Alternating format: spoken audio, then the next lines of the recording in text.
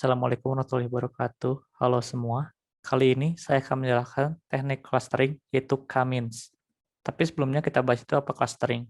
Clustering adalah proses pembentukan kelompok data cluster dari himpunan data yang tidak diketahui kelompok atau kelas-kelasnya, atau dapat diartikan dengan proses menentukan data termasuk ke dalam cluster yang mana.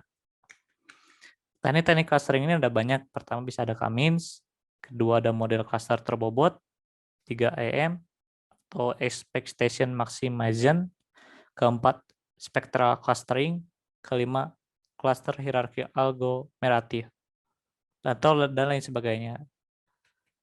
Sementara Kamin sendiri merupakan model centroid di mana model ini digunakan untuk membuat cluster. Centroid sendiri berupa nilai, biasanya digunakan untuk menghitung jarak suatu objek data centroid. Langkah-langkah untuk membuat K-means diawali dengan menentukan banyaknya cluster, yang selanjutnya menentukan centroid, yang ketiga yaitu menentukan perubahan centroid. Jika berubah, hitung jarak data dari centroid kembali. Jika tidak, artinya selesai. Itu terakhir yaitu mengelompokkan data berdasarkan jarak yang terdekat. Centroid. Untuk menentukan centroid tiap cluster, kita harus menghitung nilai rata-rata pada setiap cluster. Setelah menetapkan nilai centroid, kita hitung jarak data dengan centroid. Ada beberapa rumus yang dapat digunakan, di antaranya itu rumus pertama Euclidean, kedua Manhattan atau city block, ketiga itu Minkowski. Namun di sini saya menggunakan rumus Euclidean, di mana D itu jarak, J itu banyaknya data, C itu centroid, dan X itu data. Agar lebih mudah, kita akan bahasnya melalui studi kasus. Nah, di sini saya telah menyiapkan beberapa sampel data yang berjumlah 6, di mana ada klasifikasi X dan klasifikasi Y, di mana kita telah mengetahui klasternya itu 3, yaitu klaster pertama ada di data 2, 40 dan 60, klaster 2 di data 3 yaitu 30, 70, klaster 3 yaitu 90 sama 10. Nah, klaster 3 ini tergantung dari mana soal studi kasusnya. Bisa saja klasternya itu 2, 4, tergantung dari soalnya. Namun di sini soalnya itu klasternya ada 3, maka kita ambillah klasternya seperti ini. Nah, setelah kita mendapatkan klaster ini, kita menghitung jarak klaster. Ini adalah rumusnya yaitu Euclidean. Maka klaster yang pertama itu kita mendapatkan perhitungannya seperti ini. Akar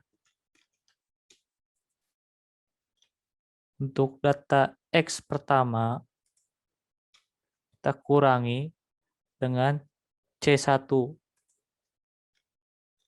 untuk pangkat 2. Pangkat 2. Ditambahkan karena kita ada 2 klasifikasinya X dan Y, maka yang keduanya yaitu data Y pertama dikurangi dengan klaster Y1 pangkat 2.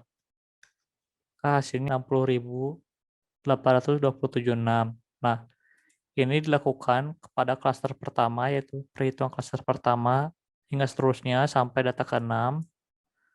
Nah, untuk perhitungan klaster kedua, kita hanya perlu mengganti data yang dikurangi itu klaster kedua, sehingga hasilnya seperti ini.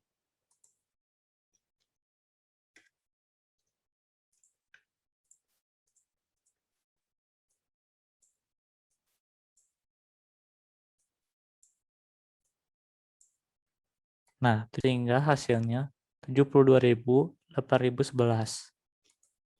Terus sampai data ke-6, begitu pula dengan klaster ketiga. Setelah melakukan perhitungan tersebut, kita masukkan ke dalam tabel perhitungan. Nah, di sini kita tentukan mana yang nilainya terkecil, dia akan masuk ke posisi yang mana. Setelah kita mengetahui mana nilai terkecilnya, lalu kita buatlah pemblokan seperti ini.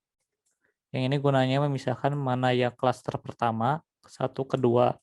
Lalu kita hitung rata-ratanya. Untuk klaster pertama berapa, klaster kedua berapa. Nah, dia dapatkanlah hasil seperti ini. Untuk iterasi pertamanya, klaster ke-1 yaitu 43,3333, dan klaster pertama untuk data Y itu 45. Untuk klaster kedua untuk X-nya yaitu 30, klaster kedua untuk Y-nya adalah 70. Dan klaster ketiga X-nya itu ya 95, klaster ketiga Y-nya itu 35. Nah, bagaimana cara untuk mendapatkan jarak data pada klaster pertama untuk iterasi pertama ini? Sama saja seperti perhitungan jarak data sebelumnya, hanya saja untuk nilai rata-ratanya kita ganti yaitu di sini. Untuk C1-nya 43,333 dan C1Y-nya itu 45. Sehingga hasilnya 56,8868. Ini dilakukan sampai data ke-6. Begitu pula dengan klaster kedua.